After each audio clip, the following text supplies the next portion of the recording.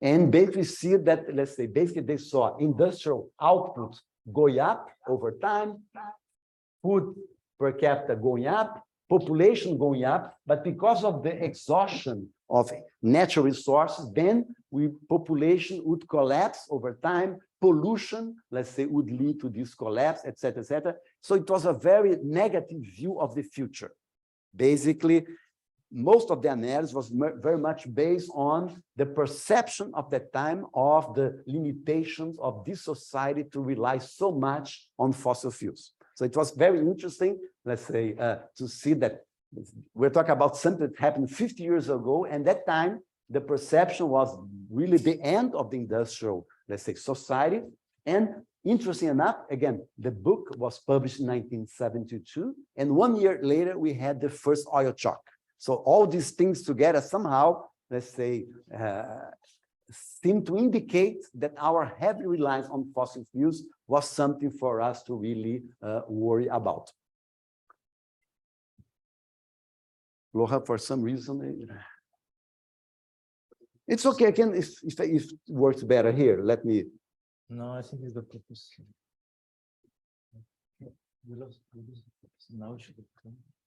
Okay. So what's behind, let's say, this publication, The Limits to Growth? Let's say, again, a very classic text, let's say, book published in 1972. It was at that time a kind of groundbreaking computer model using this world tree model based on what we had at the time, 200 years of data on natural resources, et cetera, et cetera, and a simulation of complex interrelationship between global economy and the environment. And basically, as I said, the vision of the future of that book was that many environmental issues in the future would basically lead to resource depletion, climate change, and overpopulation. Very brief description of this world tree model. So concerns about population growth, industrial growth, food supply, ecosystem, and resource. So these were, let's say, the main variables that were dealt with in that model. And so, very briefly, I'm not going to go into details here. When it comes to population growth, let's say the issue of urbanization was a key issue in this world tree model, the need for family planning to try to control population growth, the problem of migration was already being tackled in that model.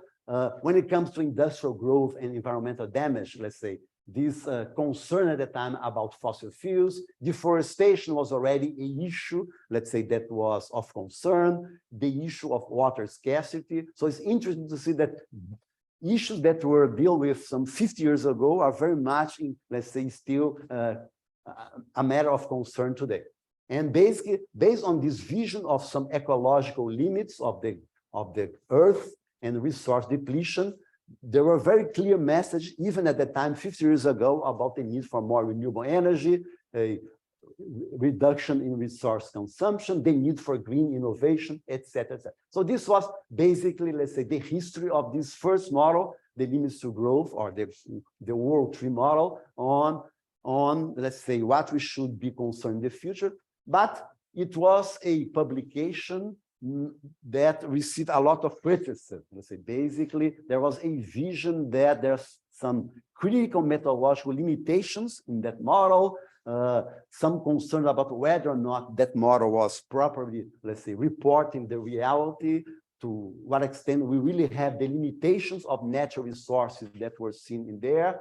but somehow, let's say, it triggered some international debate about these environmental issues for the first time. And also, if you remember that, basically, 1972 was also the first year of the first, let's say, global conference on environmental issues. We have the famous conference in India in 1972, where there was a clear, let's say, split between the developed world and the developing world. Let's say, very much because of this book, there was a concern about whether or not, let's say, developing countries could continue to grow over time, whether or not population growth in developing countries was a concern. And the clear split at that time was very much, let's say, posed by India at that time, saying that the real problem of the globe is not exactly development, is not exactly, let's say, development. It was very much, and it was not exactly population growth. The problem was the very high level of affluence of the developed world that somehow was using most of the resources, and not exactly because developing countries have a very high population. It's on an issue of an uneven distribution of resources, or let's say richness between nations. But okay, this is about the limits of growth. I'm not going to go one by one, but I think a second, let's say, real landmark when it comes to the origin of IAMs is what we call the Bariloche model. This is very emblematic. It was emblematic because we have, let's say, the limits to growth study by MIT, and then we have a model developed in Argentina, in Fundación Bariloche, that tried to, let's say, criticize the work done by MIT, which was something, a kind of revolutionary to have someone from Argentina criticizing something coming from the US. And basically, there was this publication here, let's say, called the name is very catastrophic, like catastrophe or new society. And basically, this Bariloche model was, let's say, presented for the first time in 1974, and it was based on a model developed in Argentina.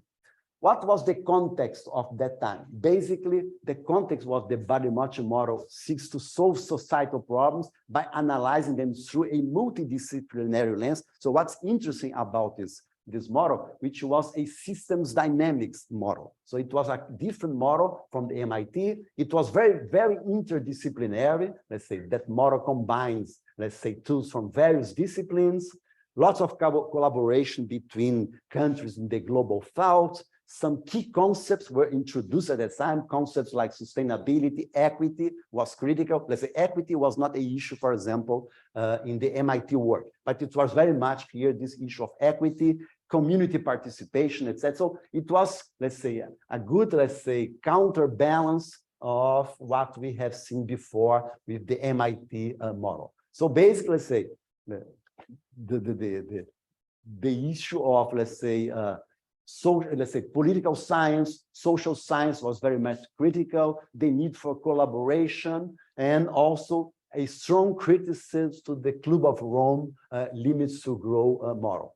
So again, it was based on systems thinking, very participatory approach, interdisciplinary collaboration, sustainability and equity, also key issues in this model. So I'm not going to go into details here, but the interesting thing about this Fundación Bariloche model was very much trying to put a much higher weight on social issues, equity issues, and less on technological issues behind some of the environmental problems we're beginning to see already at that time.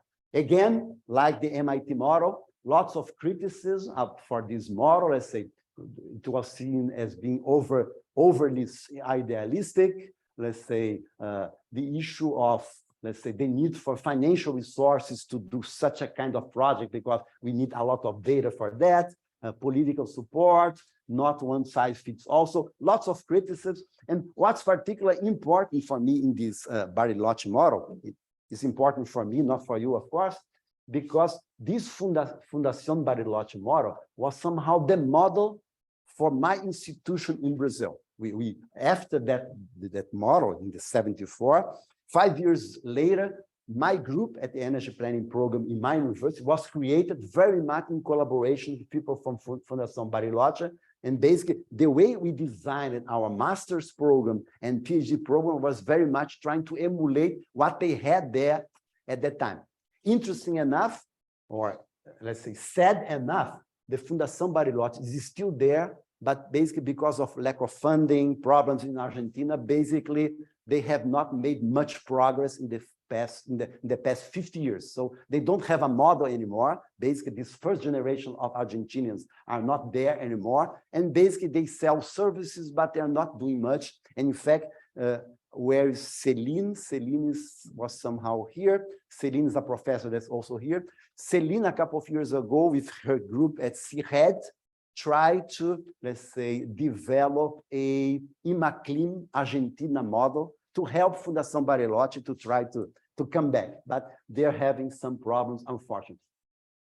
Okay, so after that, let's say, after I just decided to pick on these two models, let's say, after that, let's say, the usefulness of IAMs only increased, let's say, this issue of long-term assessment, scenario analysis, improved decision makers. So these were two landmarks, but after that, let's say, much was done, as we're gonna be seeing here.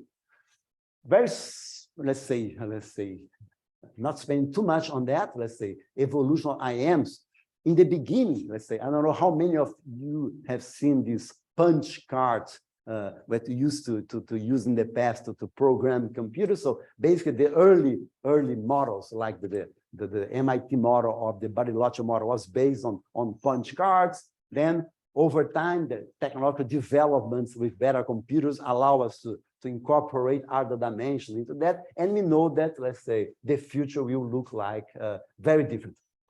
I just decided to take a kind of, let's say, picture here, because we're talking about IAMs. I would assume that most of you know what a IAM is, but just very briefly, let's say, basically what a IAM tries to do today is very much, let's say, try to meet a specific demand vectors, energy and services, et cetera, and try to do that according to some, let's say, restrictions. For example, trying to restrict the world to a 1.5 degree warming or 2 degree warming, et cetera. So we have to have, let's say, a kind of socio-economic narratives. That's the beginning of everything. And normally we used to use the SSPs, right? The shared socio-economic pathways to set the socio-economic narratives. Then this integrated model normally have modules on economy, on energy, land use. More and more materials is becoming a key issue on those models. Not all IAMs still incorporate materials into it, but I see this as a critical issue. Last week or 2 weeks ago, I was in Snowmass in the US, exactly on also a IAM kind of discussion there. And I was very surprised to see, because there were people from the International Monetary Fund, people from the World Bank, DOE, White House, et cetera. And I was surprised to see how concerned they are in the US about the issue of materials and critical materials, and also on this issue that somehow we're moving from a kind of geopolitics of oil into eventually a geopolitics of rare earths and rare materials, where basically, I'm not criticizing, but it's a fact, let's say, most of, let's say, of the production of these rare materials today are made either in China, or close to 90% are processed in China. So even if most of the cobalt we use today are produced in Congo, basically you produce that in Congo, but you take it to China and it's processed there. So there's a major concern now, because when you talk about, let's say, solar panels, windmills, electric vehicles, batteries, we're very much talking about materials that are much more concentrated in specific nations than oil, for example. So if in the past we have the first oil shock in 73, the second oil shock in 79, where we were very much concerned about our heavy dependence on a few countries to produce oil, now there may be a new issue coming here and I was surprised to see how concerned people are. And this is my recommendation, and I know that many groups are working on that, to really pay more attention in IAMs when it comes to materials. I think this is something that we really have to look at. But also water, climate, etc. And more, we're trying to add new dimensions to our IAMs. If in the recent past, IAMs have been used mostly for climate change issues or climate mitigation, more and more the different SDGs should be also an issue of concern. Again, just gonna use an example since we talk about what the IAM is. Just a simple example, I could use the Remind from Nico here, or the ImaClean from Celine, or et cetera, but just very briefly, I'm using coffee, our global IAM, as an example. Let's say in our case, it's a global model with 18 regions, time horizon up to 2100, includes energy system, land system, etc. Not going to go into detail, but just to give an example of what IAM is. In our case, it splits the world in 18 regions, and we see the regions here represented. Let's say as a simplification of the energy system, we see here, let's say resources, primary energy, secondary, final energy, etc., different sectors. When it comes to this land system in a simplified way, this is how we represent our land system. We see that the agricultural products that are represented in our model. The land structure, I'm not going to go into details here, how the land structure is structured. And this is a global IAM, and also we have a kind of mirror of that model for a national IAM, which is the Blues model, which is a specific model for Brazil. It runs up to 2060. Why 2060, not 2100? For computational limits. We're facing serious problems here. When you try to run it up to 2100, it doesn't run. Let's say, even today, 2060, some of our scenarios may take 3 days, 4 days, 5 days to run. So it's really complicated. So we decided to limit to 2060, and we think about what to do if you're going to run it in a supercomputer, in the cloud. So we think about how to solve that problem. But in that case, it's a perfect foresight model. I would assume that everyone here knows what the perfect foresight model is, right? Is there anyone that doesn't know what the perfect foresight is? Everybody knows. Yes? Okay. It's a bottom-up model, so I'm not going to go into details, et cetera. It splits Brazil in 5 different regions, et cetera.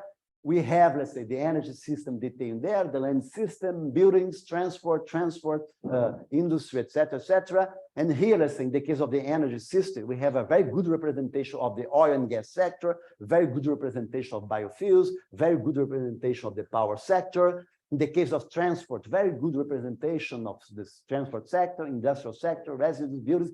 Just, again, I'm not going to show you the model, but just this is a IAM or a national IAM with all these details, land system, et cetera. Okay, I'm not going to go into details here. Water availability is part of our model as well. The issue of irrigation or not of rice, for example, air pollution. So this is very much let's say, a model under construction yet, but let's say, it's already very useful to be used. And we have been using this, and we're using this also a lot, since it's going to be the final part of my presentation, to help Brazil specifically to do some policy making. So basically, the end is still Brazil somehow is being revised using our model as a kind of reference for that. Okay.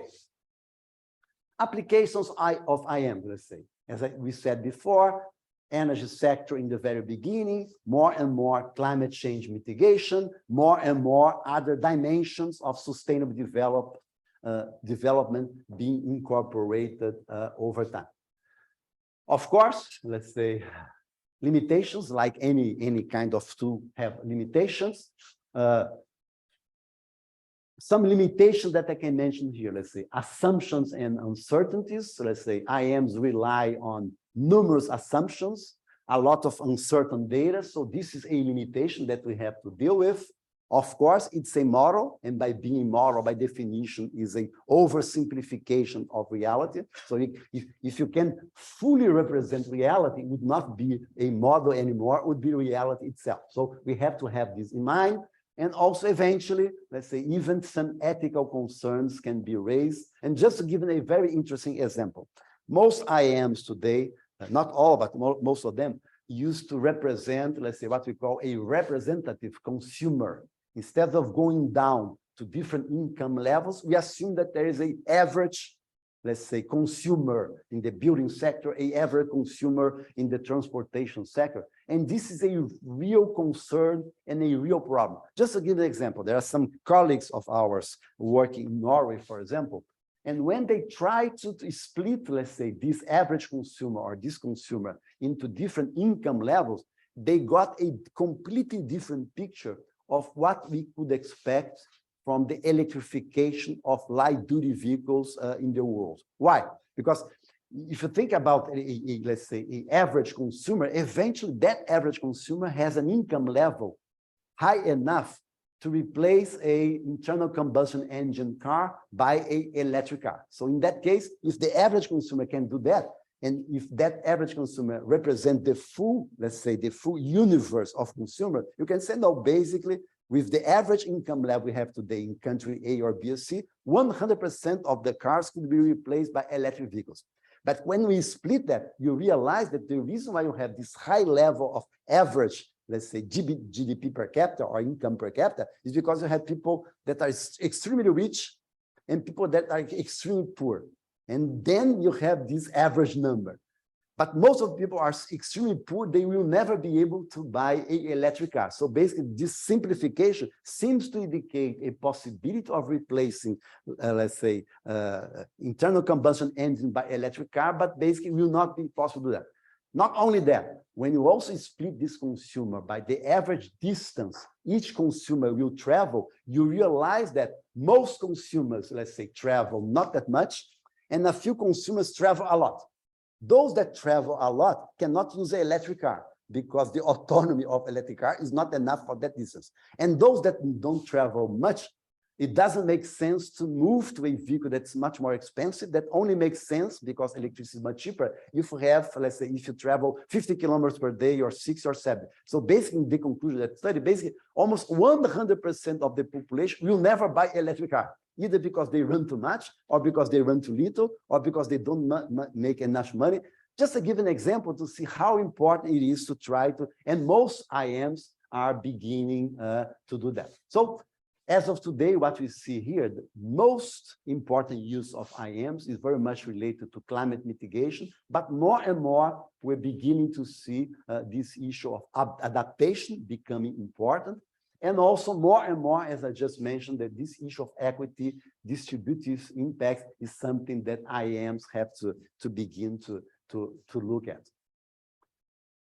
Very briefly, let's say some technological change in IAMs. So basically, let's say, this is, again, I've been with IPCC for 25 years now, and we have received many criticisms about the use of IAMs in the IPCC or the results that we get from these IAMs, simply because eventually some emerging technologies are emerging so fastly that we don't have the time to properly incorporate them into IAMs. So for example, I'm going to mention this later today, in the specific chapter 3, which is the chapter on long-term mitigations of the most recent IPCC report, we revised close to 2,000 long-term mitigation scenarios. Those scenarios have to go through a vetting, basically to identify which scenarios would pass that quality control. And one of the critical issues in that, if I can say so, quality control, was precisely the issue that from the very beginning, those IAMs were not somehow already seen today, because normally these IAMs have as a base year, for example, 2010. For those IAMs, 2020 or 2022 is already the future. And then because those IAMs are seeing the future with a start that's not correct, because they are not able to, let's say, to input instantaneously the new cost of solar panels today, basically those models do not see the penetration of solar panels that we're already seeing today. So they're already wrong from the very beginning, although in the longer term, this may not be a problem. But just to comment on this specific issue, let's say the difficulty of sometimes, let's say, properly reporting IAMs, emerging technologies, because of the difficulty of trying to get, let's say, available data on costs, etc. Again, very simple example. A couple of years ago, I was invited by JAMA. JAMA is the Japanese Automobile Association of Japanese Automobile Manufacturing Association. And the reason I was invited to go to Japan and then spend a week there, it was interesting, because at that time, I was one of the CLAs, coordinating lead authors of the chapter of the IPCC AR5 on transportation.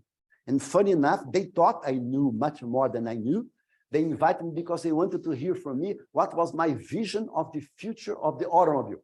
So I went there to let's say, to spend some time with people from Toyota, from Nissan, from Honda, etc., etc. Why I'm telling this story? Because when we were discussing there and how I was modeling in my IAMs the issue of electric vehicles, they asked me to show the data I had on the price of, or the cost of electric batteries. And they told me, the cost you are using is completely wrong. I said, well, but this is the cost that I get from the literature. So yeah, they said, yes, you get this from the literature, but these numbers are completely wrong. We are not going to tell you how much does it cost to put a battery in a car, but it's much lower than the numbers you're using.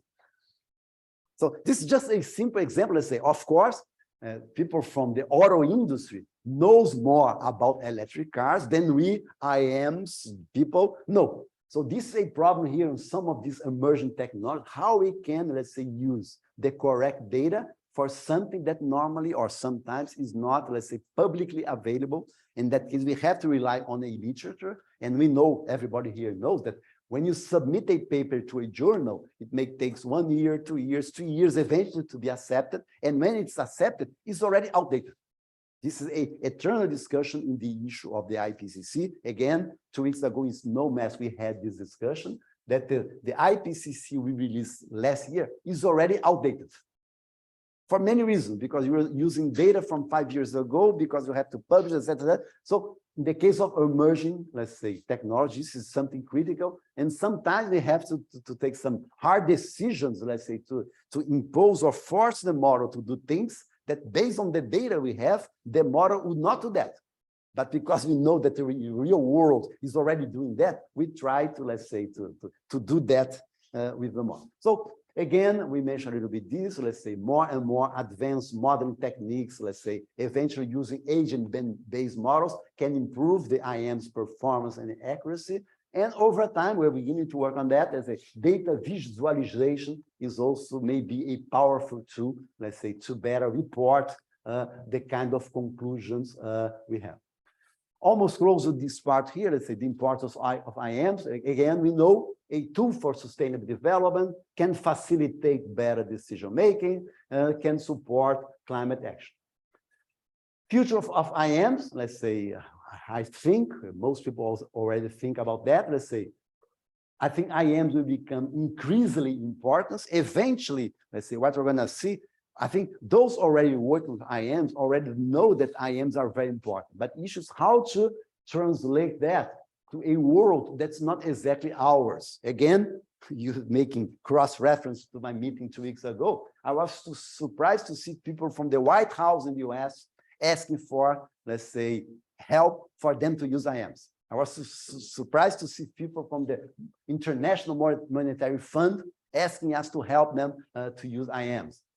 I don't know if you know, but central banks in most countries now ask for stress tests on let's say, what we call transition risks, physical risks, and eventually litigation risks. Let's say how the financial system may be vulnerable, for example, to climate change. So they need these tools, but these tools normally are academically available, but not are translated in a language that they can use. So I think, let's say, eventually over time, let's say, IAMs will become increasingly important. Eventually, as we mentioned already, address new challenges, because we know IAMs today do not address all the challenges they can address.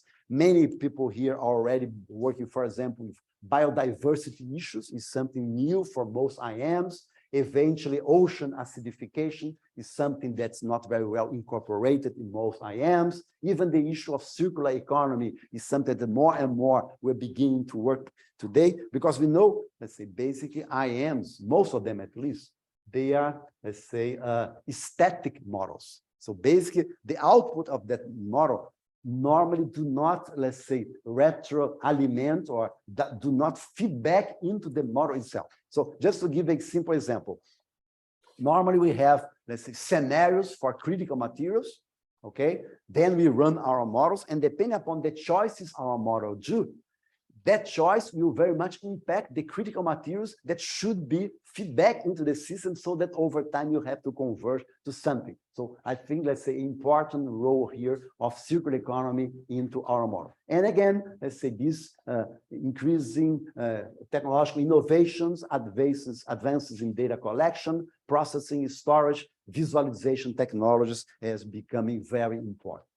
Just to conclude this initial part here on the history of IAMs, let's say, looking ahead, let's say, I think, let's say, looking ahead, we have to have in mind the ability of IAMs to analyze complex interdependent systems. So this is critical for IAMs, and IAMs are critical for addressing this issue. More and more, let's say, collaboration between groups, but we already have a community, the IMC community, that very much collaborate. Let's say, I collaborate a lot with Nico. Nico does not like me, I don't like him, but even though we collaborate a lot, so I think it's important, right, Nico?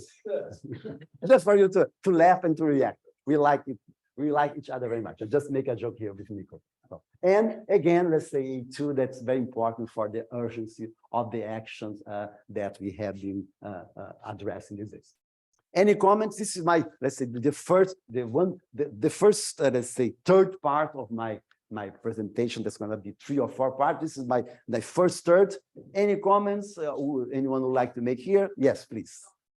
No, of course, more than welcome. Dynamic. So, okay, yeah, I'm sorry.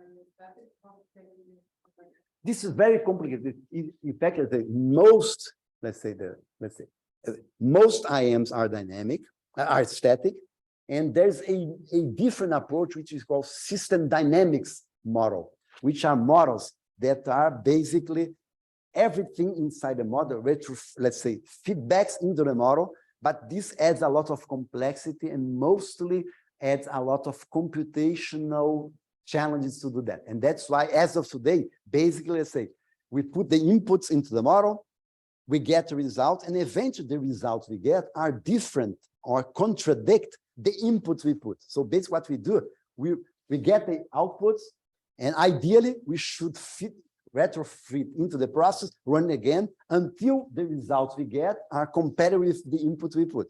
But as of today, we normally do not do that. Just to give, again, a very interesting example, the IPCC. The IPCC is split in 3 working groups, right? The working group 1, which we call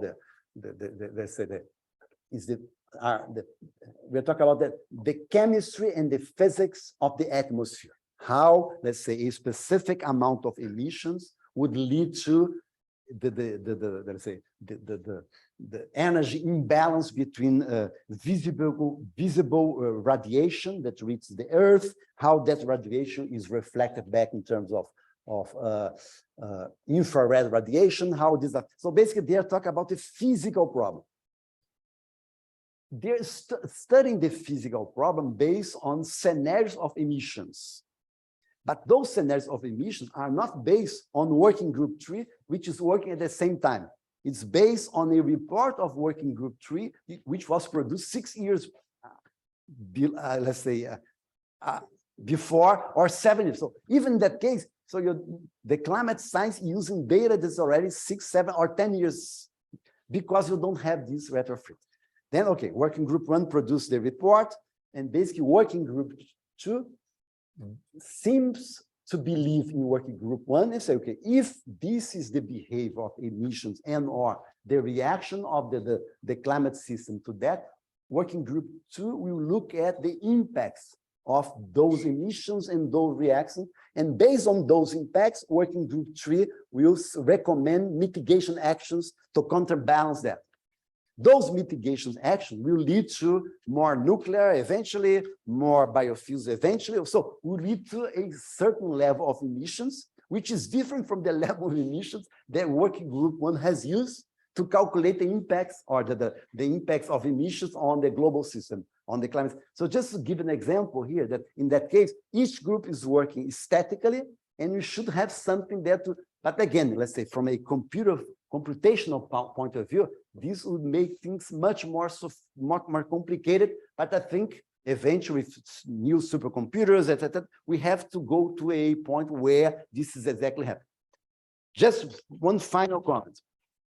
Using our example, when in our, let's say in our case in Brazil, we are trying to meet a specific demand for lithium, for iron, steel, for plastics, basically we have a demand vector that states, okay, this is the demand in 2050, 2060 for those components, which have nothing to do with the result of our model, have to do with an old result of our model that says how much steel.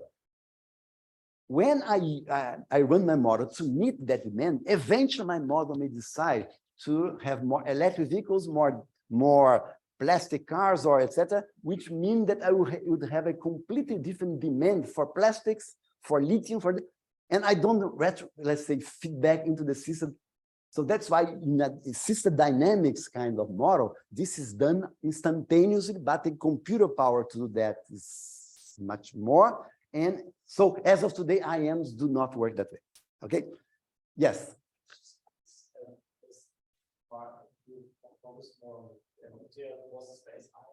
Yes.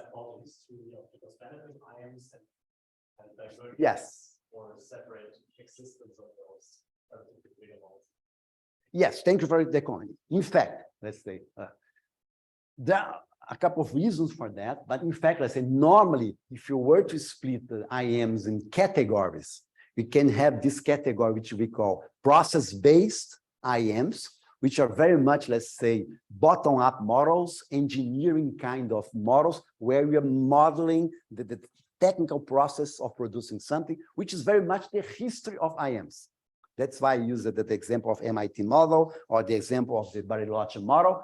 But also we have at least another very important category of IAMs, which are the CG models, the computer general equilibrium models, which are not as detailed as process-based model in terms of technical details, but basically they provide a different picture, and they're very much concerned also, let's say, with, let's say, the economic impacts of some decisions that are being taken. For example, what's the impact of this, let's say, in terms of income level distribution, investment needs, let's say, financial transfer between nations, costs, etc., etc. So these are two categories of models. And in fact, let's say, in our community, somehow, I would not say that we have a split, but we have, let's say, groups that are specific or were specific with CG models, and groups that were specifically with, let's say, process-based. And even within those categories, we have some splits as well. I mentioned we have some models that are, let's say, perfect for site models, which is a kind of God that knows the entire, let's say, history of mankind and tries to minimize costs up to 2050, 2100. And then you also have, let's say, sometimes what we call myopic models that are basically optimizing for the next 5 years. The result of that is an input for the next 5 years. So you have many categories here. But I think that the big two groups here are also CGE and process-based. And also within those categories, we have, let's say, models that are more specific for cost optimization, which are, let's say, optimization models, and some models that are more simulation models, that basically, let's say, you simulate a future, but you're not exactly optimizing that future. So in fact, let's say, you have different categories.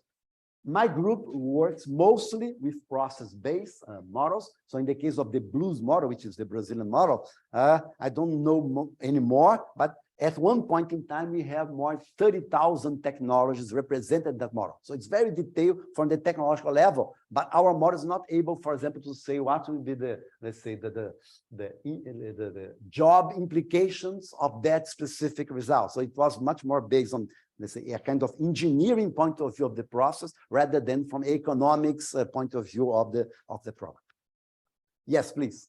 I was confused because you said the variance model is a system dynamics model in contrast to the MIT Gold 3 model.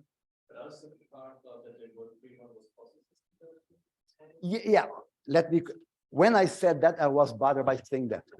Thank you for raising that. In fact, let's say the MIT model is a systems dynamic model. The body match model is a kind of, but trying to incorporate, let's say, other, let's say, social and political dimensions. That's why, from a mathematical point of view, the Bariloche model is much more weak. Let's say it's much weaker. It's not, let's say, mathematically, it's not as sound as the MIT model, which is really, thank you for correcting me on that.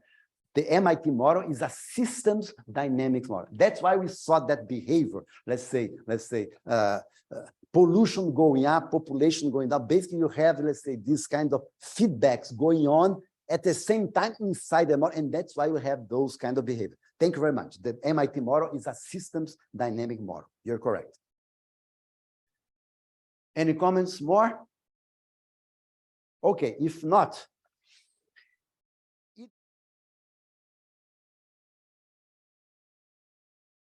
let's briefly talk about, let's say, since we made a very short history of IAMs, let's make a, let's say, explore a little bit how IAMs have been key for IPCC reports over time. Okay. Basically, when we try to look at the role of IAMs in IPCC, it's important to remember that the IPCC itself was created in 1988, right? There are reasons for that, but I'm not going to recover that history for you now, but there are good reasons for that. Very much, it was related to some documents that US Congress had access over the years, and then they realized it seemed that some companies, in particular oil companies, were hiding something about the impacts of the burning of fossil fuels on the climate of the Earth. And based on some congressional hearings in the US, et cetera, people realized, let's go back to this issue of climate change that some people have been studying since the 70s. In fact, the first discussions about climate change remote the end of the 19th century, right? A couple of researchers work on that, but I'm not going to go into that here. But it's interesting that the IPCC is created in 1988, and the first IPCC report dates back of 1990. And at that time, there was a specific, let's say, specific session on that IPCC report on scenarios. So for the first time, scenarios were part of a report, global report like that. But at that time, we're not talking about IAMs yet. We're talking about simple, very simple scenarios being produced, like some simulation models, some projections over time, et cetera, et cetera. These scenarios were very much based on energy consumption assumptions, on land use assumptions. So a very kind of simplified way of looking into the future on how emissions would behave into the future. So we're talking about scenarios, but we're not talking about IAMs yet in the IPCC. So basically here, let's say we had some emission projections, projected greenhouse gas emissions would increase significantly over time, et cetera, et cetera. The implications of those emissions in terms of CO2 concentrations, and some key findings and conclusions were scenarios were highlighted, the urgency of mitigation, et cetera, et cetera. So this is the first IPCC report, scenarios, but no IAMs. Then when you come to the SAR, the second assessment report, which dates back to 1995, for the first time, let's say, some IAMs began to be used and began to be used to provide insight into this complex relationship between human activities and climate change. So it's interesting to see that only in 1995, let's say, for the first time, IAMs begin to be used. And in fact, let's say, and we're going to see this, slightly before 1995, there was a special report on emission scenarios that was published in 1992. So this was the famous, let's say, special report on scenarios. And at that time, 6 scenarios were explored. And for the first time, let's say, basically, as very simple IAMs began to be used. Then there was another report in 95, very much related to the SAR, the second assessment report, where the scenarios were introduced and evaluated, and the impact of those scenarios in carbon emission in the atmosphere were assessed, etc., etc. So for the first time, we have really the AIM being used in the IPCC. Then in 1996, there was a specific panel on new scenarios, and again, IAMs were used to design new scenarios, recognizing the limitations of the previous models used in the IPCC. Then in 2000, which is the third assessment report, the TAR was only published in 2001, but before 2001, there was a special report on emission scenarios. And basically that special report really exploded, let's say, the number of scenarios into the future. And again, IAMs play an important role. Then we had the TAR, the third assessment report, that again, let's say, mitigation scenarios were part of the report. Again, IAMs were behind that, and these scenarios help very much to frame policy discussions and decision-making process. Then we have AR4, published in 2007, and then again, IAMs were part of that. Then we have, for the first time, assessment of stabilization scenarios. So far in the previous report, we're just, let's say, creating scenarios of emissions into the future, but stabilization of emissions were not an issue yet, because temperature stabilization was not an issue yet. The issue was just to see how temperature will behave in the future, provided some scenarios, but there were no specific scenarios on stabilization. And for the first time in AR4 2007, this was an issue of concern. Then in 2011, we have a special report on renewable energy, let's say, where there was a specific chapter on, it was called potential and costs.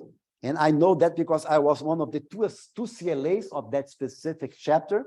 And for the first time there, we had a dedicated chapter for IAMs. And it's interesting to see, let's say, many key people today, let's say, in the IAM community were part of that report and part of that specific chapter. The focus there was the role of renewable energy, but we run some stabilization scenarios and try to explore the role of renewables in that particular scenarios.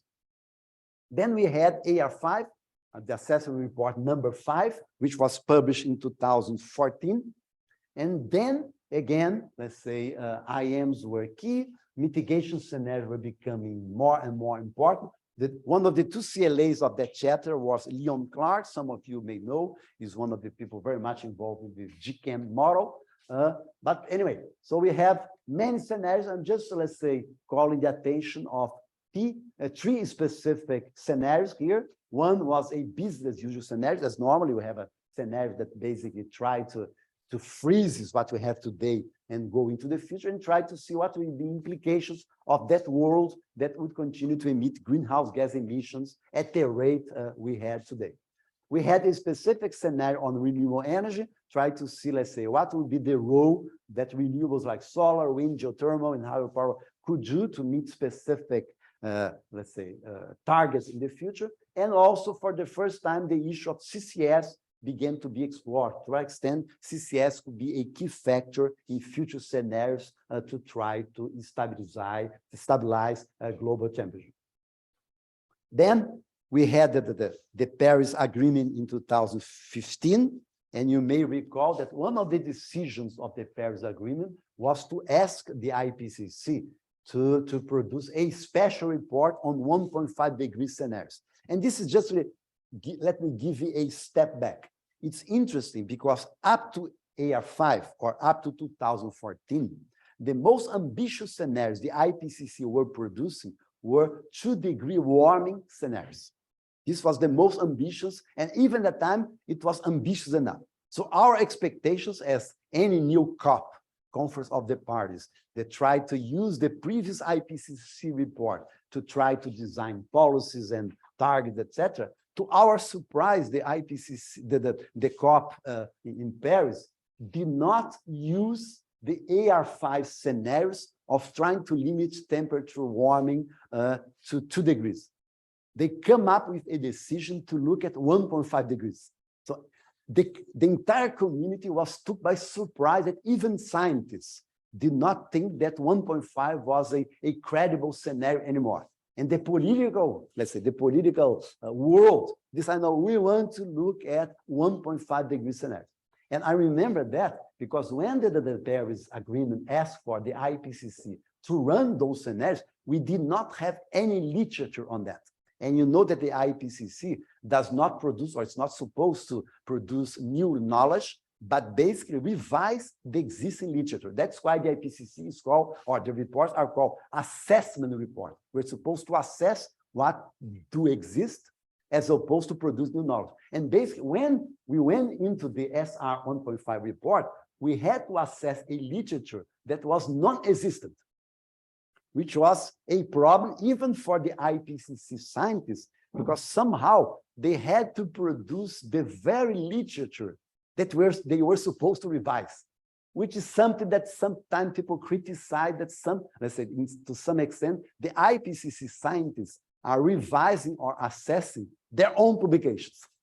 Because the group is so small, those that are in the IPCC are very much the ones that produce the very text that they're supposed. So it's interesting discussion, but anyway, the issue is that, let's say, the SR 1.5 had to look into, let's say, 1.5 degree scenarios, and basically this issue of, let's say, the need for energy system transformation was key, the issue of CDR was key, the issue of behavior and lifestyle change became more and more important, and in fact, let's say, I just want to highlight 3 key scenarios, let's say, from the SR 1.5, based on IAMs, let's say, which was net zero emissions by 2050 for the first time, because if you look at some of the decisions taken by the Paris Agreement, the Paris Agreement explicitly talks about net zero emissions by the middle of the century. So this was something that was not even in the literature yet,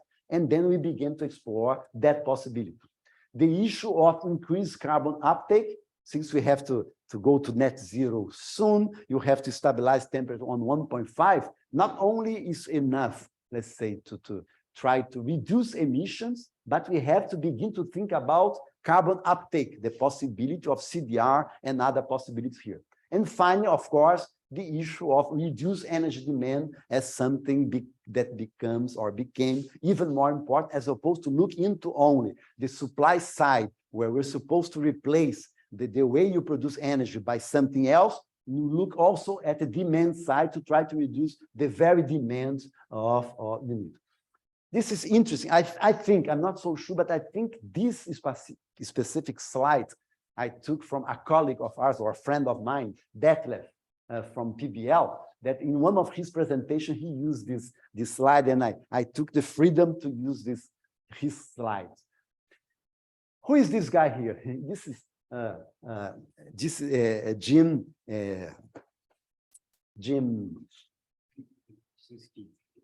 Ski.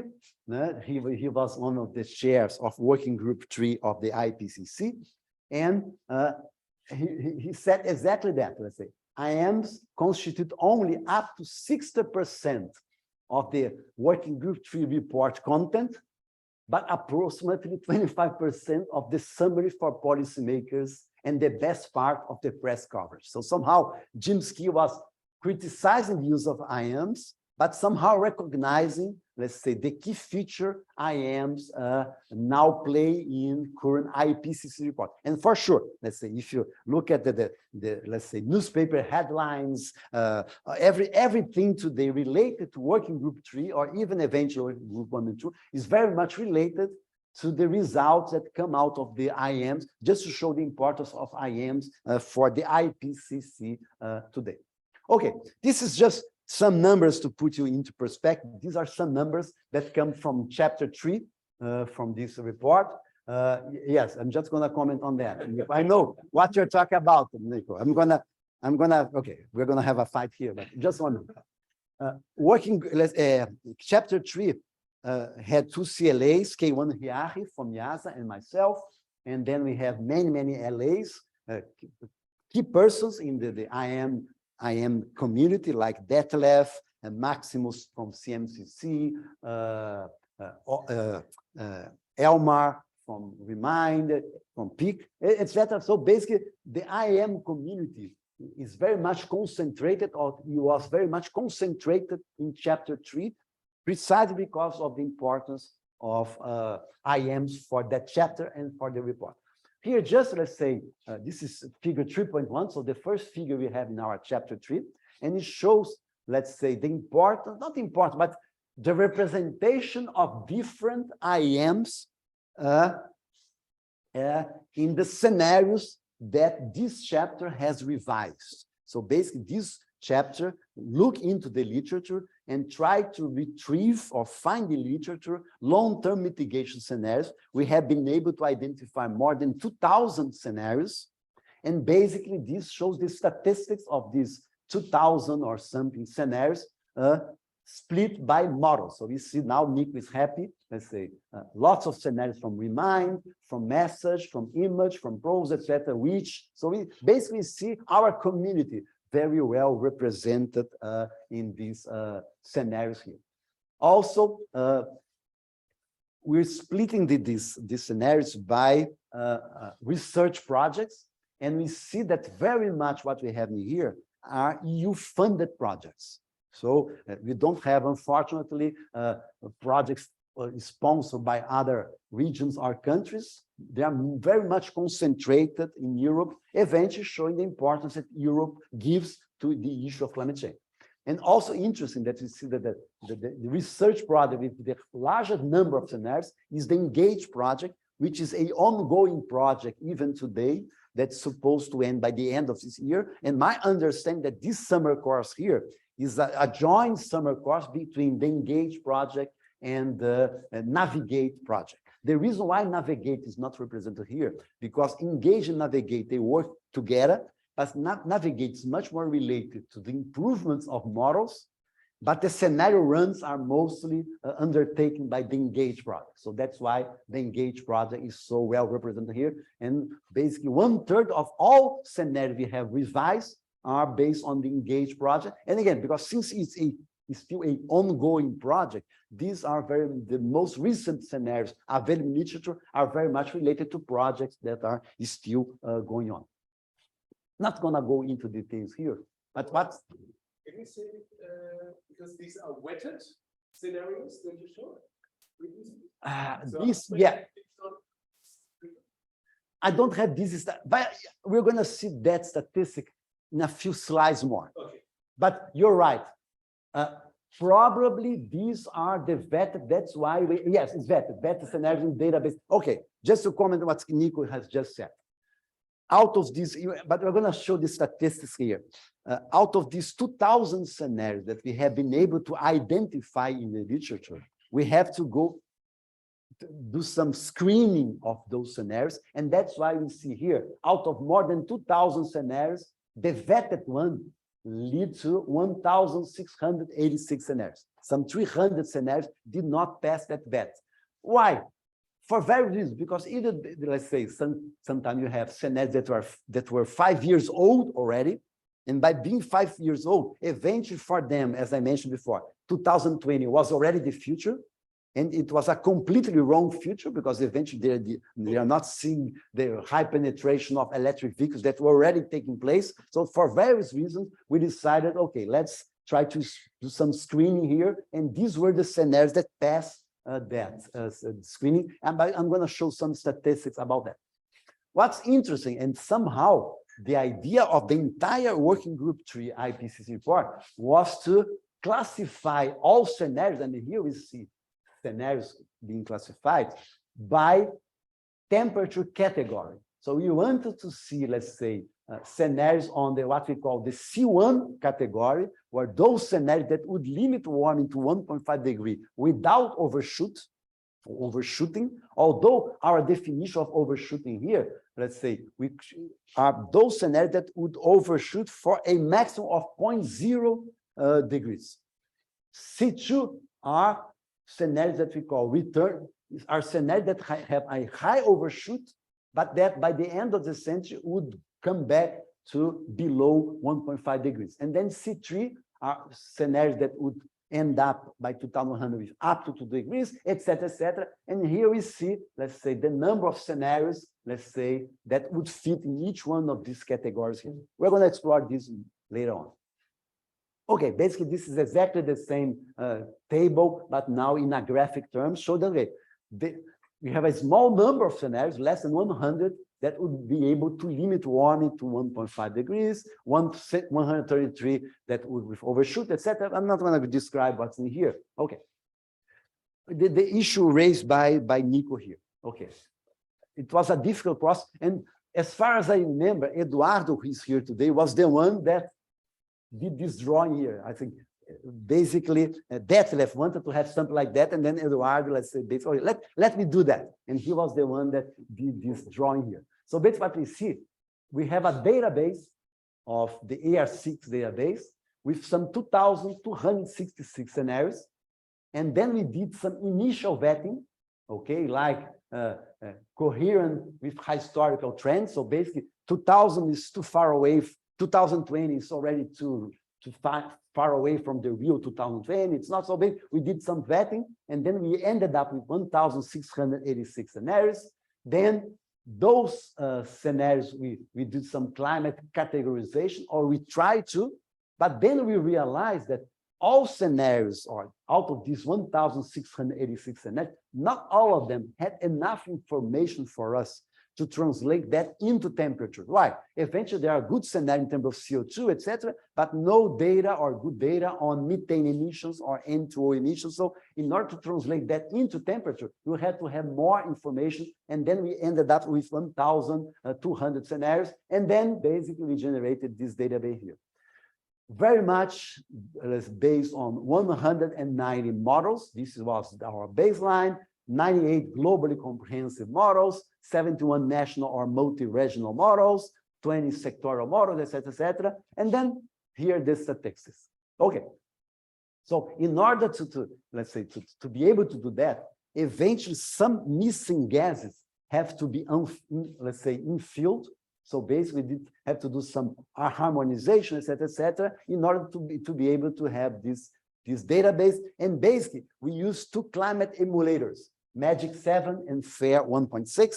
What's this? Again, without going into details here, we have very complex climate models, but this climate model only running supercomputers takes days and days. It's very complicated. So but let's say people from working group 1 have designed some what we call simplified climate models that they are good emulators of the real model, and their results are good enough to be used. So basically what we did, all these 1,200 scenarios, we fed into these, let's say, climate emulators, and those climate emulators, based on the emissions reported on CO2, methane, N2O, when that emission happened, they would translate that into a temperature category. And this is what we did here.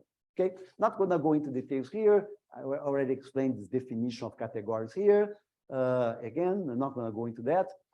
And in that case, basically, we work together not only, let's say, with IAM, but also some bottle-up information or sector information to allow us to come up with, or arrive with some conclusions here. Okay, this is the full let's say, table here. And then here is in this table, perhaps it's difficult for you to see, but we have, let's say, the scenario categories, greenhouse gas emissions, we have CO2 emissions milestones, like when peak CO2 emissions will happen, when net zero CO2 emission would happen, when, what are the cumulative emissions of GHG emissions or CO2, the temperature outcomes. So basically, in order to be able to generate what I would call the most important table of the IPCC report, we rely heavily on IAMs, on scenarios, temperature categorization, etc., etc. So just to justify, IAMs as being key for all the work working group 3. Oh, Kai is now here. Kai is a key person here as well in this table. That's why he's showing up here, so I'm giving credit to him. So it was a lot of work, and thanks, Kai. Kai did a wonderful job here in helping us putting all these things together here. Okay. Also, an important thing here to talk about AR6 is when we confront what we have done in AR6 as compared to what we have done in AR5, and also on the special report on 1.5, is basically, let's say, that we have a much better, let's say, database now. We have much more details at the regional, national, and even sectorial level. We have been able to better evaluate, let's say, NDCs, etc. So what we have now is much, much better than we have today. And also we have, let's say, a very interesting repository of all this information being hosted by IASA. So is this, let's say, so as to allow the, let's say, the consistency, transparency, and also reproducibility of what we have there by anyone that wants to do that. Again, very briefly here, let's say it was a 3-year collaboration to be able to generate all this that I have just shown here. And what's interesting here is that because it's very difficult to process 3,000 scenarios or 2,000 scenarios or 1,200 scenarios, somehow we decided in our chapter 3 to let's say, to identify what we call illustrative pathways. And inside these illustrative pathways, what we call illustrative mitigation pathways. What does it mean? Basically, in order to try to go deep into this database, it's much easier to go deep into 5 or 7 specific scenarios than to go deep into 1,000 or 2,000 scenarios. So we identify, let's say, basically key features of some key scenarios that would be representative of what we should expect or what could be done in the future. So, for example, we have, let's say, one representative scenario, which is the current policy scenario, which basically show, okay, how, if you continue to emit the way we're emitting now, what's going to be let's say, the profile of those emissions. Then we had another, let's say, representative scenario, which is the Moderate Act scenario, which was a scenario that would somehow try to fulfill what will be the pledge of the existing NDCs at that time. And then we decided to go much, much deeper into 5 IPs, illustrative scenarios, but we call IMPs, illustrative mitigation scenarios. So these 2 here cannot be considered mitigation scenarios, but just illustrative scenarios, and these are mitigation scenarios. And one is this here, is the GS, which is the global strengthening, would be a scenario that does not do much in the beginning, but then tries to do a lot in the mid to the long term. Because it does not do much in the beginning, it ended up being a C3 scenario, a scenario that would be able only to stabilize temperature around 2,000 degrees by the end of the century. Then we have another scenario here, which is the IMP neg, and the neg means negative emission. It's a scenario also that does not do much in the very beginning, and that's why it's a C2 scenario, it's an overshoot scenario, but then afterwards, it puts so much emphasis on negative emissions, then you have an overshoot, and then temperature will go down below that threshold. But in order to do that, you have to rely a lot on negative emissions. And then we have 3 other scenarios, which are C1 scenarios, one very much based on renewable energy, one very much based on low demand, and one very much based on SSP1, let's say what we call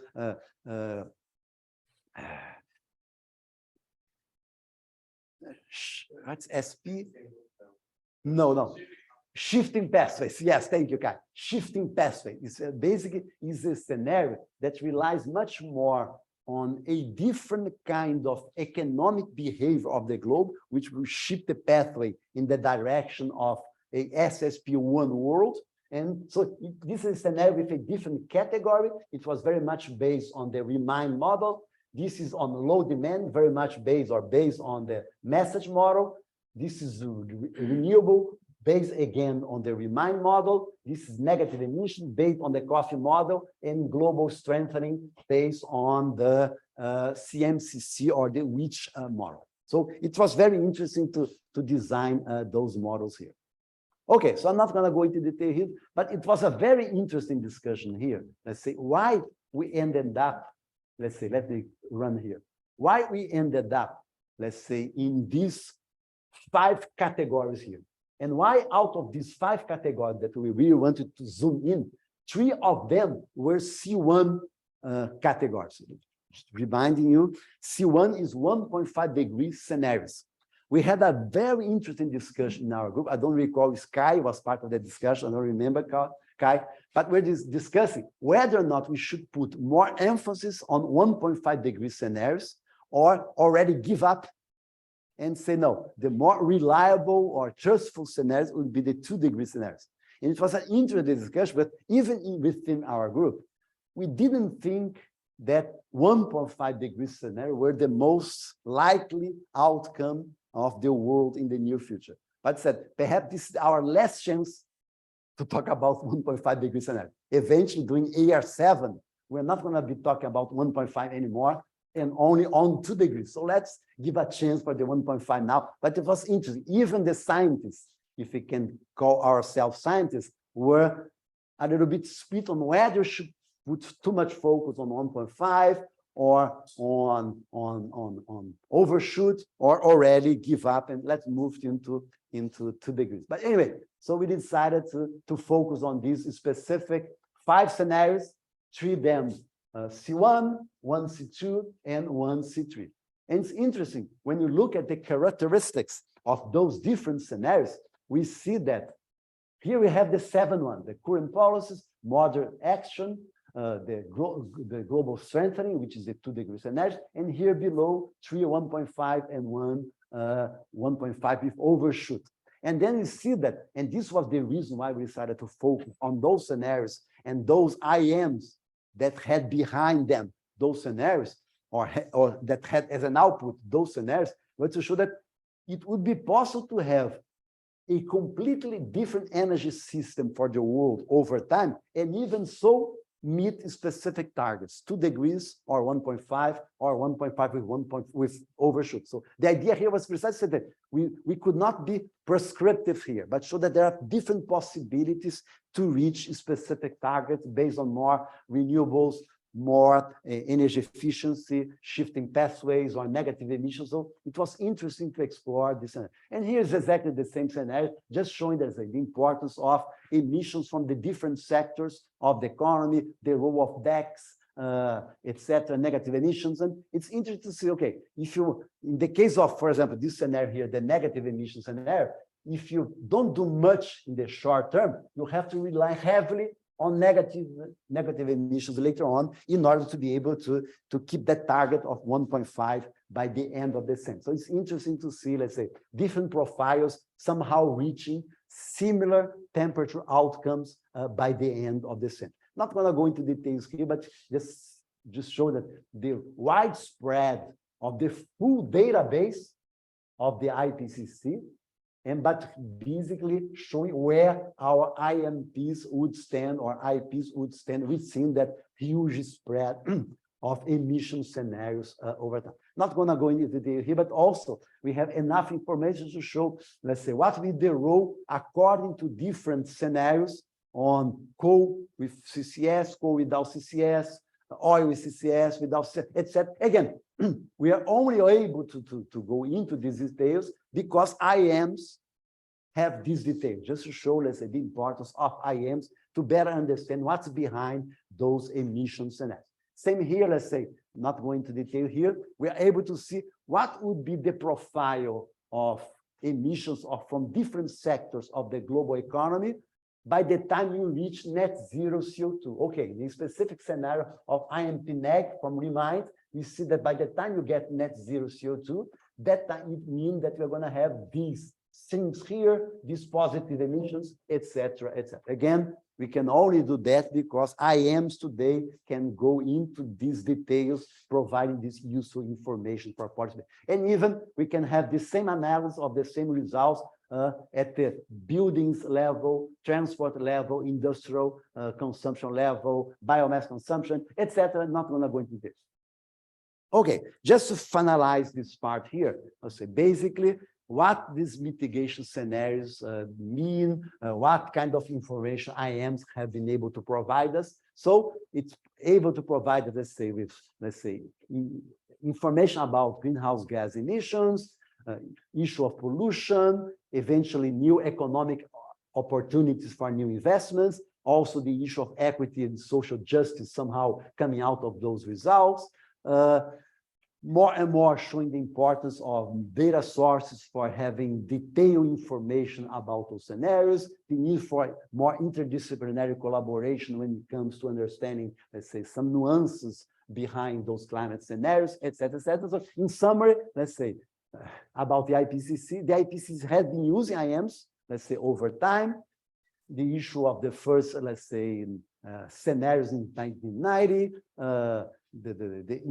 over time, the importance of IAMs simulating interactions between the economic, energy, land use sectors and their impacts on greenhouse gas emissions, and some challenges and uncertainties in the database into the future. Okay.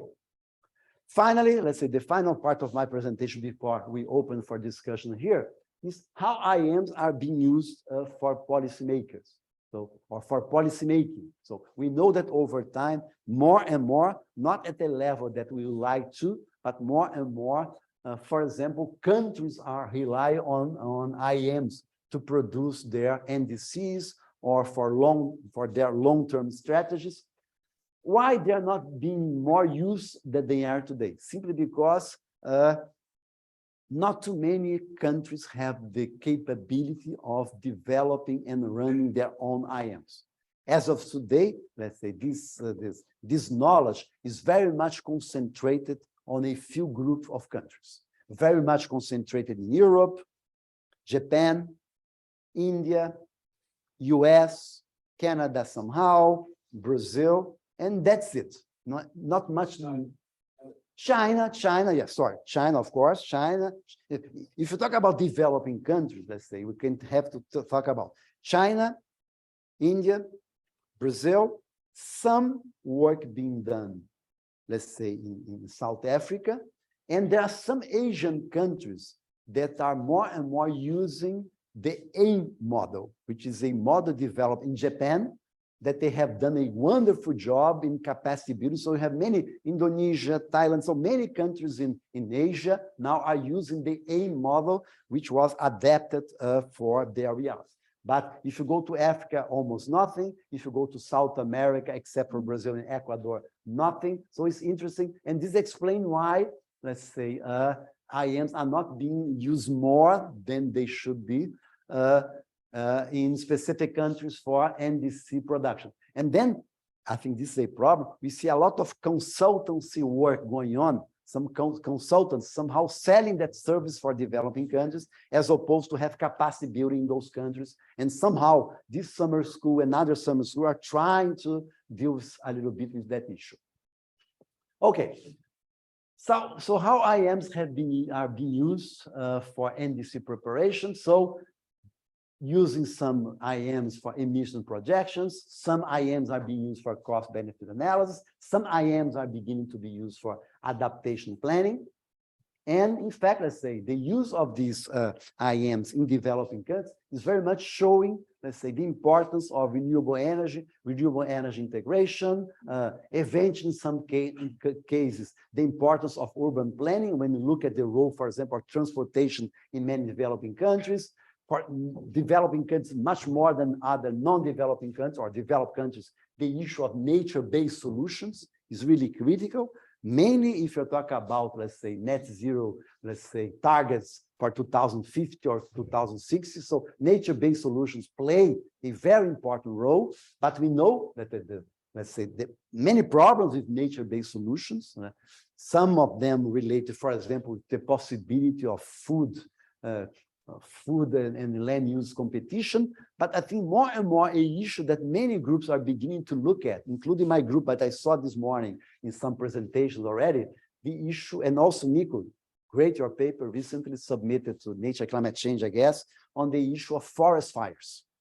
So this is something that many groups are beginning to look at now, because we know already, because of global warming, a world that's already 1.2 degrees or something warmer than before, the likelihood of forest fires is much, much higher than before. So sometimes when you think about let's say, a land-based solution as a kind of final solution for the problem, let's say the issue of permanence of carbon in that biomass is now more and more being questioned because of the chance that we're going to have a fire in 6 months' time or 1 year time, and basically all that carbon is going to be released. So we have to think carefully about nature-based solutions as if it's the same thing of continue to emit, let's say, emissions from fossil fuels and then compensate with nature-based solutions. It's not exactly that. It's not a mathematical kind of calculation that positive emission here, negative emission one cancels the other and everything is fine. We know that's not exactly that. And also this issue of energy efficiency becoming more important. So the use of, let's say, IAMs for countries and or for climate negotiations are becoming increasingly important. But also it's interesting when you see this discussion about how the issue of equity is becoming more important. And this is let's say, a positive criticism of IAMs, because most IAMs are very much based on least cost solutions. And eventually, most in the case of global IAMs, let's say, if you talk about the least cost solution for the globe, by doing that, you can somehow identify what will be, for example, the remaining carbon budget for individual countries based on a least cost solution. But a least cost solution for the globe, it doesn't mean that it's a least cost solution for individual countries. And then I know many countries in negotiations get really upset when they see a result of a global model indicated that this country should reduce emissions at this level because the global model shows that. This country should do that. This country should go negative by 2040. Again, as a global solution, this will be the least cost solution for the globe. But in order to implement that least cost solution, you have to have the proper mechanism for transferring of technology, money, etc. So that's where national IAMs play an important role, because eventually, if you confront the result of a national IAM with a global one, you may get some differences in there. And also this issue more and more, let's say, papers being published on that. Many people here have worked on that already, which is also to explore different burden sharing schemes. One thing is a least cost solution, but other solutions, for example, okay, equal emissions per capita for everyone, equal emissions per GDP per capita, equal historical emissions. So when you confront these different burden sharing schemes with the least cost solution, you can show how much more the world would be paying for not adopting a least cost solution, and or how much each individual region or country would pay for not adopting the least cost solution for the globe, and eventually using that as a reference for, let's say, financing, technology transfer, etc., etc. So again, just trying to show the importance of IAMs, let's say, to explore these difficult solutions. We know, let's say, benefits of IAMs for this kind of deployment, let's say, is a evidence-based kind of, let's say, indication, allows for systematic comparison of different policy options, provide, as expected, an integrated view of the climate challenge. But we know many limitations also, let's say, assumptions and uncertainty in the database, which may lead to bias in results.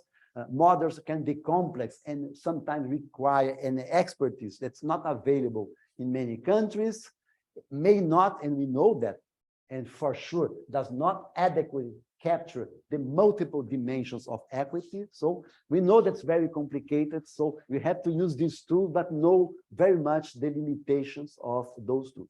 But anyway, let's say those tools can be quite useful for, let's say, effective mitigation strategies.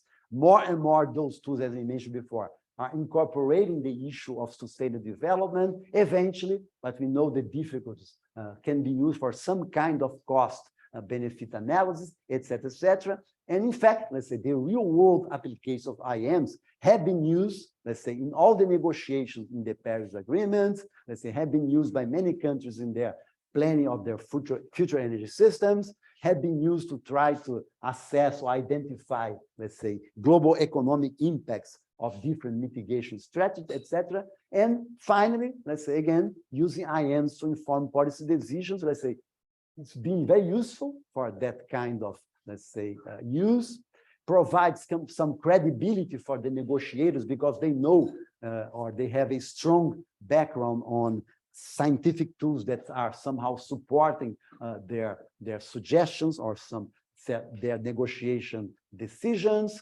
allows for more public, let's say, engagement because you can better communicate what's behind costs and benefits and decisions you're somehow proposed. So again, many benefits of doing that. So the conclusions for this third part here is that, let's say, many takeaways here or key takeaways, IAMs can really inform policy decisions at different levels, from a NDC preparation for example, a LTS kind of pledge, let's say, again, let's say it's really being useful and allows for comparative analysis, and I think provide a much stronger basis for policymakers to take their decisions. And also, let's say, almost close to a end here, let's say, we know, let's say, problems here are data availability. Eventually, we have some limitations of scope and IAMs cannot respond to everything. Also, even the most sophisticated IAMs have some, let's say, model validation problems. So these are things that we still can improve in our IAMs, but I only see a positive side of using this kind of models for policy making, for advising different countries and different realities to try to come up with a decision. In summary, powerful tools, challenges we know that still remain on IAMs, but let's say we can continue to improve and expand the use of IAMs, and policymakers will be pleased to see those tools being improved and being used in the near future. Final slide here, let's say final considerations and open discussion. So basically now we still have, according to my watch here, 12 minutes. So basically let's try to open a little bit here for some questions, discussions, disagreements, protests. So we're open, very democratic here. So any reaction from your side is more than welcome. Okay, thank you.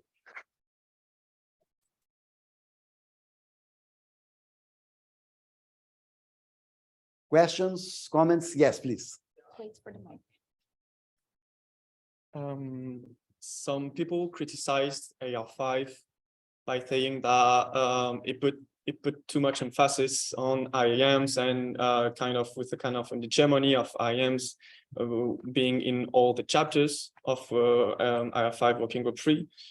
Do you think for that this criticism is relevant, and if it is, if it has been addressed in AR6? Let's say, in fact, you have different views on the importance and on the role of IAMs.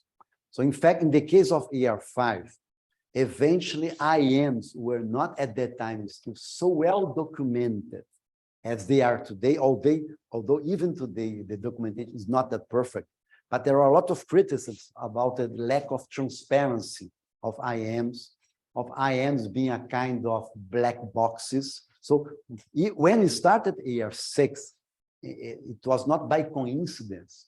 Even in our chapter, we had some scientists with a completely different background, including some of them that were very critical about IAMs, precisely to see what kind of criticism they had about that, to try to come about with that. So I tend to agree with you, let's say, for someone that's from outside our community, it's difficult to understand why a tool that's not widely available for the public became so important in a kind of report that's so decisive, let's say, for all the negotiations, even for the future of mankind. So I agree with you.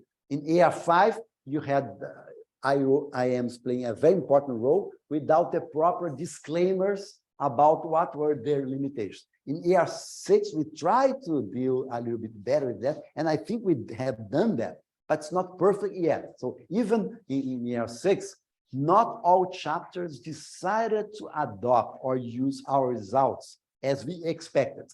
But also there was a reason for that, and again, I mentioned that briefly. IPCC reports have a kind of time frame that's so tight that sometimes you have to meet let's say, all chapters have to meet their deadlines at the same time.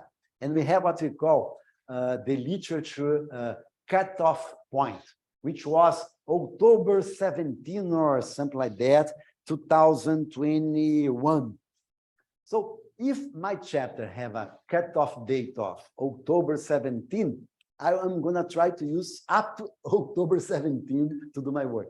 So the other chapters, chapter 2 or 7, also have October 17 as the cutoff date.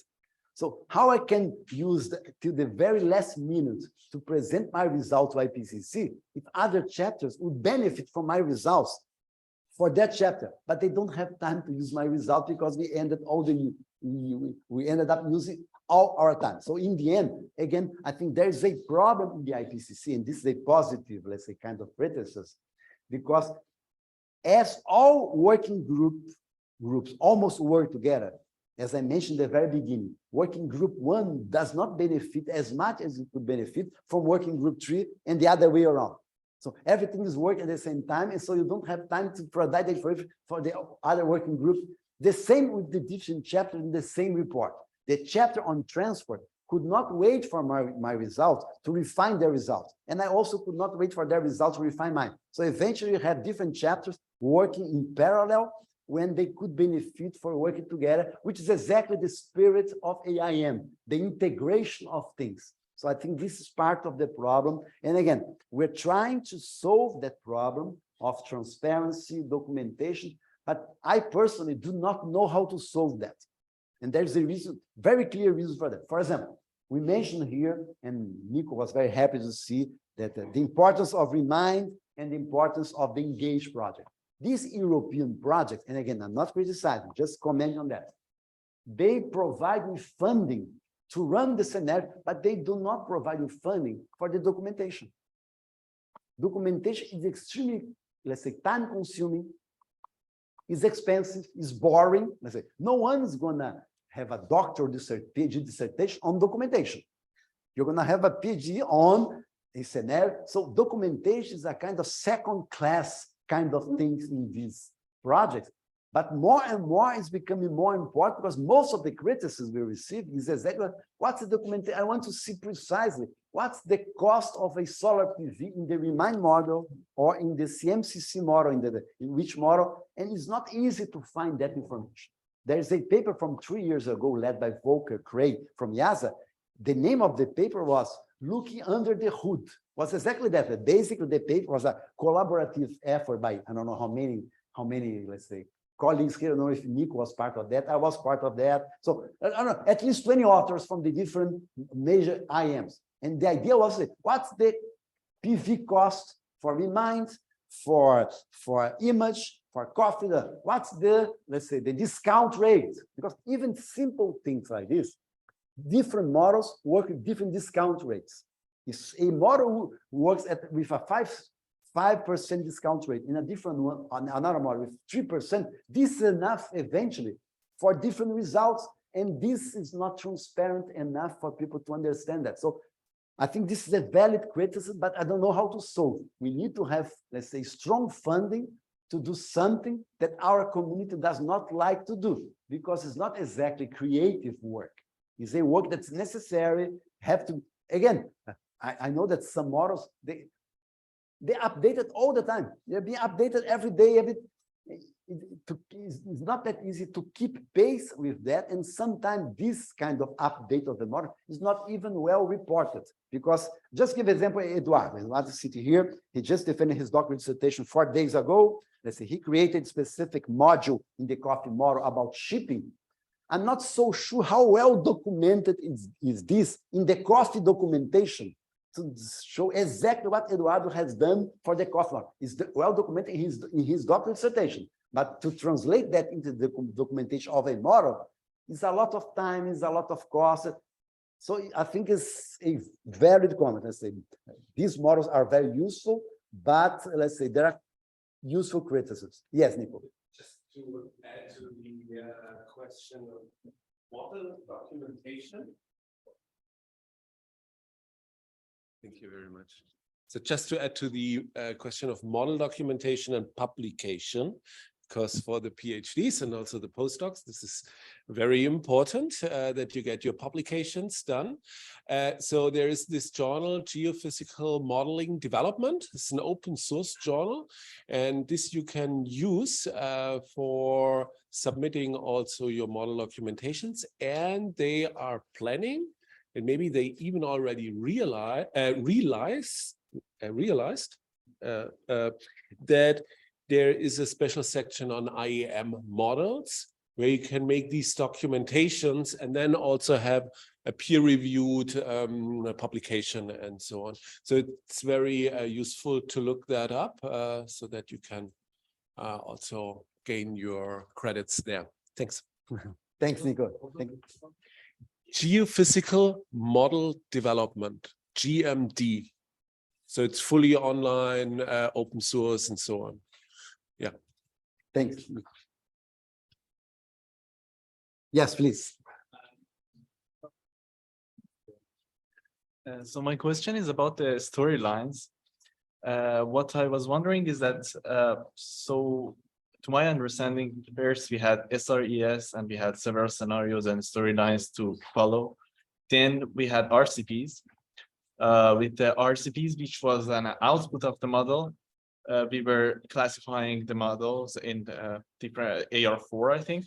In AR5, we had SSP, which is combined with RCP and trying to maybe differentiate it even better. However, I found it like one of them is input, the other one is output. It's like kind of like difficult to define. I was wondering what is C1 to C7 scenarios, how it play a role here, and does it connect kind of SSP and RCP, or it is a totally different assumptions that is added? Okay, interesting question. Yeah, in fact, if you follow the IPCC reports over time, you see a kind of lack of consistency on how to report this. Let's say in AR2 or AR3, we're still talking about concentration pathways. We're talking about 400 ppm, 500, 440, 500, 550 ppm, and we try to correlate those. CO2 only. So we're reporting, let's say, CO2 only concentrations in the atmosphere as a proxy to climate temperature. So we knew that at the time, a 400 ppm CO2 concentration would be equivalent to a between 1.5 and 2 degrees scenario.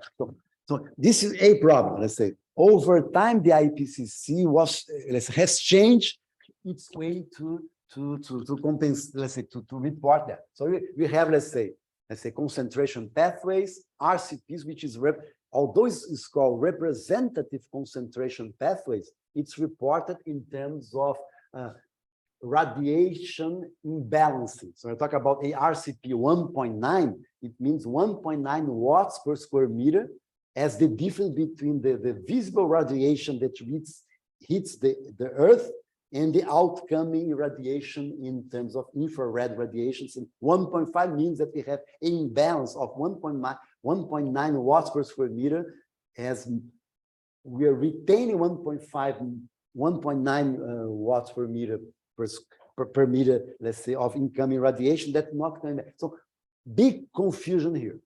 Then, let's say, in the case of AR6, let's say somehow, and you're correct, we are using SSPs as storylines, okay, very much something that working group 1 is using. We are somehow using SSPs in working group 3. But basically, this temperature category that I should have nothing to do with FSPs. It has only to do, let's say, with the temperature outcomes of different emission scenarios. So category 1 is an emission scenario that would fit into a temperature of up to 1.5 degrees. That scenario can be a SSP1, SSP2, SSP3, it can be anything, but it's just the outcome. That temperature can be easily associated, if you wanted, with a RSP, RCP, because a RCP is this energy imbalance. You can translate RCPs into temperature. So, but you're correct. There is a complete disconnect, not only between the working groups, but also between these metrics that are using and that have changed over time. Even there's a confusion here, and I just saw Kai coming here, and he's gonna also, he knows very much what I'm talking about here, which is even this concept of carbon budgets, eventually remaining carbon budget, create a big confusion in the community. Because what the working group 1 calls carbon budget or remaining carbon budget is the amount of carbon budget remaining for you to cross the border of that temperature outcome. So for working group 1, the carbon budget for a 1.5 degree scenario is the amount of carbon to reach that level. In working group 3, when you talk about, let's say, a 1.5 degree scenario, we're not talking about a 1.5 scenario. We're talking about 1.5, 1.49, 1.48, 1. Everything up to. So that's why our carbon budget is up to and not 1. And not only that, as Nico said, because our categorization is based on emission scenarios that account for CO2, N2O, methane, basically our 1.5 degree scenario is based on the emissions of all those gases that will lead to a temperature, while the carbon budget work with 1 is only a talk about CO2. So this, again, creates a huge confusion. AR6 was better because we had some joint meetings trying to accommodate different languages, etc. But for those that are not deeply involved in that community, I think things get really complicated because we have carbon budget working group 1, that's not the same of working group 3. And even not only in terms of in quantities, but also in the concept, because the concept in working group is CO2 only, and working group 3 is specific emission scenarios, methane, N2O, CO2, over time leads to that temperature based on a simple climate model, which is not exact. So again, big confusion. Hopefully in the future, we're going to solve that. But again, let's say very complicated for those that are not deeply involved in that issue. So you have to be there to fully understand and that's why, as was mentioned before, lots of criticism about IAM, etc. Also because if you're not deeply involved in that, you don't know the full picture. And if you don't know the full picture, you have to criticize something that you don't have the full information. So I don't know how to solve that. Yes, please. Now I learned it. So Leticia? Yes, a question about IAM use for adaptation and climate impacts. You shortly mentioned it. Like, is it the same models, the same people? Is there any interaction between that? I think this is one of the frontiers for the IAM community, is how to incorporate, let's say, adaptation and impacts into IAMs. Some groups are beginning to do that. What's the problem? One of the problems is that eventually we're going to need to move to a kind of dynamic IAMs. And we're not doing that. So what some groups are doing now, like my group now, if you run a specific scenario that ends up in being 1.5 degrees, let's say I run a scenario where I ended up in 2 degree warming by 2100, 1.8 by 2007. So I can take that result. Okay, now I'm going to take that result and change the coefficient of electricity production in a PV panel, because I know warmer temperatures means lower efficiency for the PV panel. Or I know that, let's say, that if a world gets 2 degrees warmer, hydroelectricity will be less reliable. We're going to have more droughts, more wet weather. So eventually, the capacity factor of my hydro is not going to be 56% anymore, but it's going to be 48.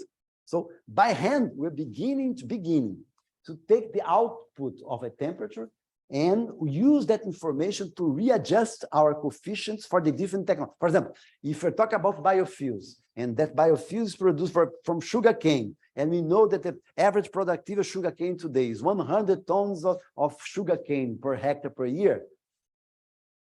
With today's temperature, with a 2 degree warmer temperature, the problem is going to be different. So we're beginning to do this so that, okay, if this is the result of the temperature, let me retrofit in the very beginning. This is the way we are doing. I don't know how exactly people from Which is doing or people from Remind, but I think that's why some groups are beginning to think about, and we mentioned this today, a systems dynamics here would be most useful to do this kind of things, because in that case, you're going to be working at the same time with everything. I don't know how much that would add to the complexity of a already complex model like IAM.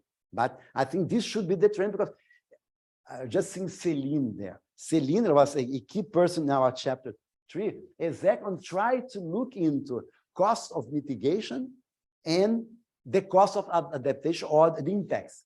But we're talking about 2 different working groups with completely different metrics. The cost of mitigation is very easy. I know how much does it cost to let's say, to make a more efficient automobile, or to convert that car to a electric vehicle, or to use CDR. It's almost the market cost of the technology. But the cost of the impacts, we're talking about how much does it cost the end, let's say the environmental service of a specific plant, or the cost of a specific disease in a person. So very complicated, and that's why, let's say, that's why we talk about the DICE model or other model. They are very simplified model that are using damage functions and mitigation costs, but the metric is not exactly the same. But I don't know, even being a big problem, AR6 was very, let's say, ambitious in that sense, led by Celine. I think this is a major issue for new IPCC report or any kind of study. You have to better, let's say, kind of capture the issue of impacts, adaptation, and mitigation. Because, final comment here to you. I think we are doing everything wrong in a sense that when you're talking about, because as of today, the more ambitious you are, the more costly your scenarios, because it's more costly to mitigate than doing nothing. If it's true that's more costly to mitigate, why we're mitigating? The only reason we're mitigating something is because we assume that the doing nothing is more expensive, but we don't have that metric. So as of today, a 1.5 degree scenario for working group 2 of the IPCC is more expensive than a 2 degree, which is more expensive than the 3 degree. This is crazy. It's more expensive for working group 3. It's much cheaper for working group 2, but because we don't sit together, we don't put those metrics together. So the least cost solution should be mitigation, because we are avoiding the impacts itself and we're avoiding the need for adaptation. But again, I think this community here has to evolve a lot. And I think there are much more challenges in the adaptation and impact side than mitigation. Mitigation is going to be the same thing we are doing, better and better and better, but it's going to be incremental, let's say, improvements. The side of impacts and vulnerability, I think that it's not incremental. It's really something else that we know exactly what's going to be. Any questions? Any final questions? I know that we're running out of time. If not, so thank you very much for everyone. Thank you.